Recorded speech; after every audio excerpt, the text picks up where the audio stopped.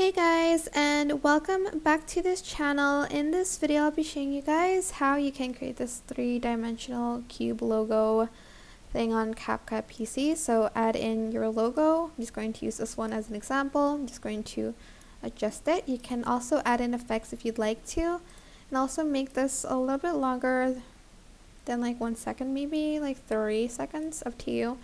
And you can add in some effects if you wanted to the photo.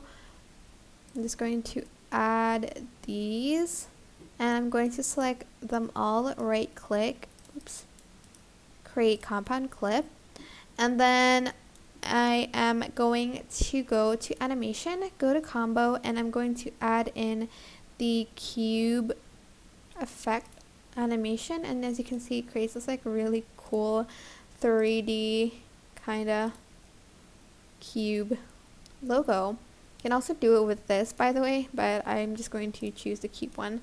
That's it. I hope this tutorial was helpful for you guys. Don't forget to like, comment, share, and also subscribe to this channel if you haven't done that already. If you have any questions, just leave it in the comment section down below, and I'll try my best to answer them all for you guys. Thank you so much for watching. Bye!